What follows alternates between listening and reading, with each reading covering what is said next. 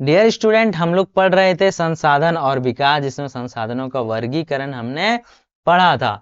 अभी क्या है, तो भूमि संसाधन का महत्व पढ़ेंगे, यानी कि भूमि जो है उस संसाधन का महत्व क्या है। ये क्वेश्चन आपके एग्जाम के अंदर अगर ऐसा आ जाता है तो आप कैसे लिखेंगे, उनके बारे में कुछ चर्चाएं कर लेते हैं, ताकि एग्जाम में आपके दिमाग में ऑटोमेटिक सारी चीजें बैठा हुआ हो। जैसे भूमि हमारे जीवन की आधारशिला है, इसका महत्व अनेक रूपों में है। तो भूमि संसाधन अनेक रूपों में उपयोग किया जाता है। जैसे कुप्पी के लिए भूमि पर फसलें, ये कृषि होगा, क्या हो जाएगा, कृषि। टाइपिंग मिस्टेक है, ठीक है। हाँ, यहाँ पे आप कर दीजिए इसे कृषि। कृषि के लिए उपयोग करते हैं सबसे पहले। कृषि में क्या है, तो भूमि पर फसल उगाते हैं, भोजन, फल, सब्जियां, दालें, लहसुन, तिलहन, दलहन सब उपजा के हम लोग खा जाते हैं, उपयोग में आ गया। तो वही तो है संसाधन। तो भूमि को सबसे पहले कृषि के लिए उपयोग करते हैं। दूसरा, उद्योग और घर बनाने के लिए करते हैं। जैसे भूमि पर उद्योग धंधे, कारखाने, सड़क बनाई जाती है।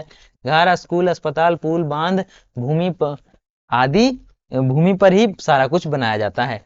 और जंगल और जीवों का आधार है भूमि संसाधन या भूमि।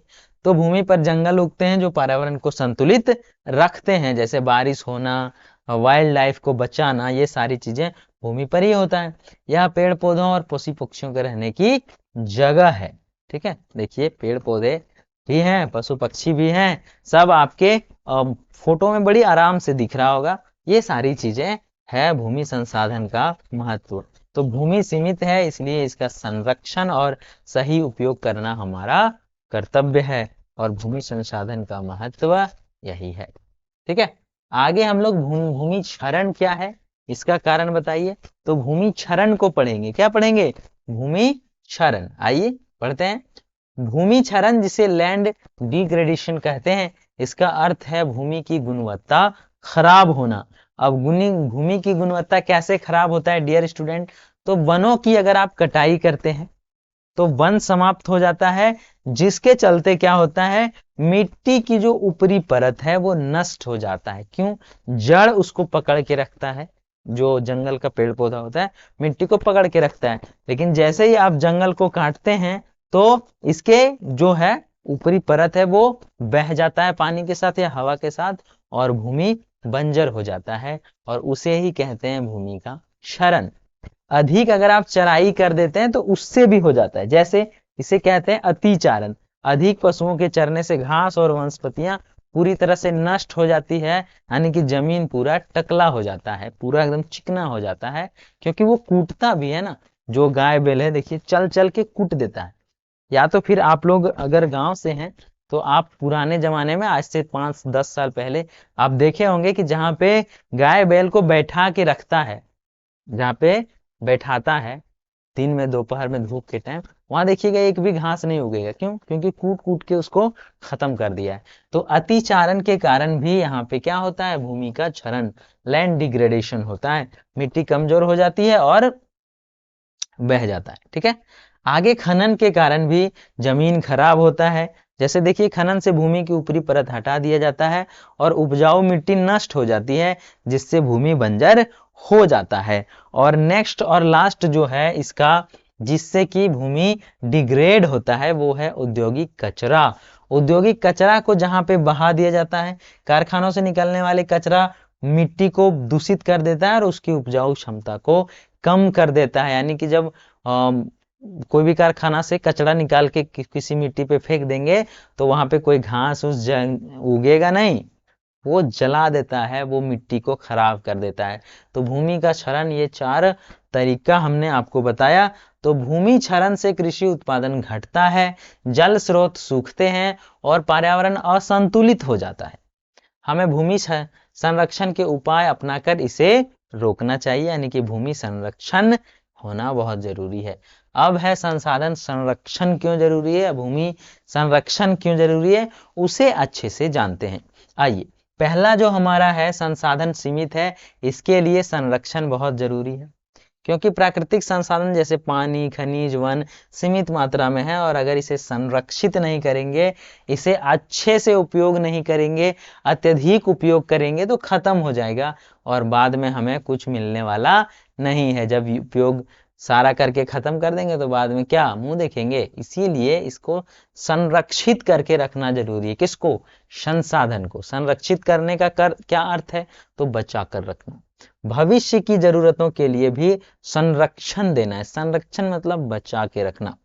यदि हम संसाधनों का संरक्षण करेंगे तो आने वाली पीढ़ियों की जरूरतें भी पूरी हो सकेगी। और पर्यावरण संतुलन बनाए रखने के लिए भी हम लोगों को संसाधनों का संरक्षण करना बहुत जरूरी है।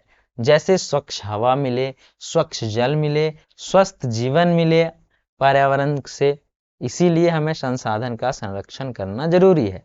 यानी कि संसाधनों का संरक्षण पर्यावरण संतुलन को बनाए रखता है, जलवायु परिवर्तन को रोकता है और जीवन को स्वस्थ एवं सुरक्षित बनाता है।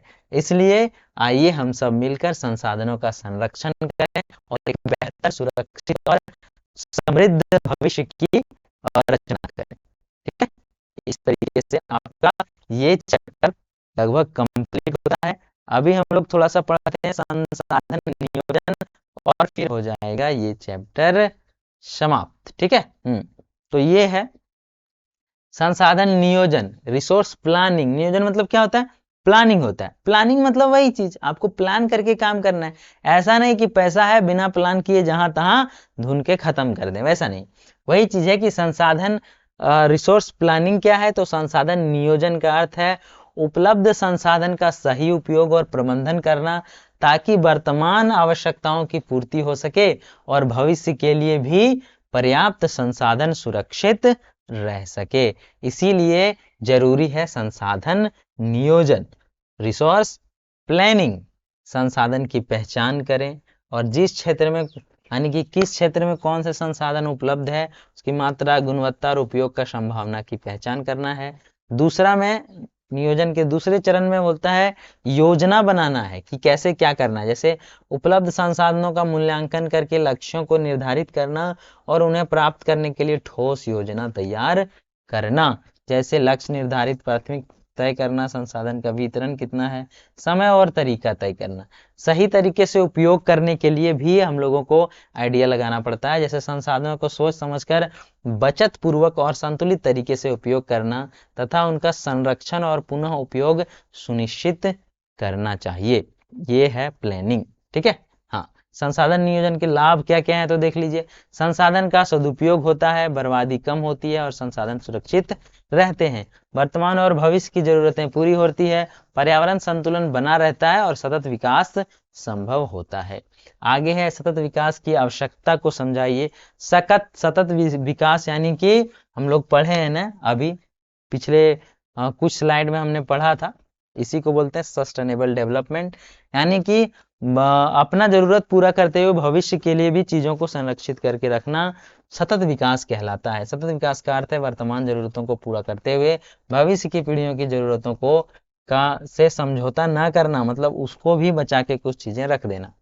अब सतत विकास की आवश्यकता क्यों है? तो संसाधन तेजी से खत्म हो रहा है, वो बचेगा कैसे? इसलिए पर्यावरण प्रदूषण बढ़ रहा है, इसलिए भी सतत विकास जरूरी है और आने वाली पीढ़ी के लिए भी बचाना बहुत जरूरी है। तो ये चीजें हमने बता दिया है, इसे आप लोग अच्छे से पढ़ लेंगे। ठीक है, इसे हम थोड़ा सा जूम कर देते हैं ताकि आप लोगों को अच्छे से दिख सके। देखिए, वनों की कटाई, जल का अत्यधिक उपयोग, खनिज का दोहन और जीवाश्म ईंधनों के प्रयोग से हमारे प्राकृतिक संसाधन तेजी से समाप्त हो रहे हैं। यदि इन्हें बचाया नहीं गया तो भविष्य में हमारे पास जीवन यापन के लिए पर्याप्त संसाधन नहीं रहेगा।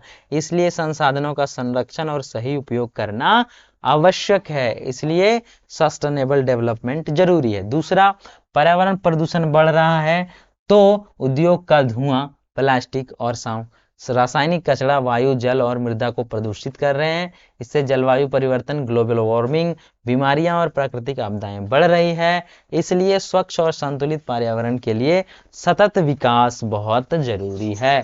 और तीसरा जो कारण मेन है हमारे सतत विकास करने में, वो ये है कि यदि हम आज संसाधनों का दुरुपयोग करेंगे तो हमारे बच्चों और आने वाले पीढ़ियों के लिए जीवन कठिन हो जाएगा।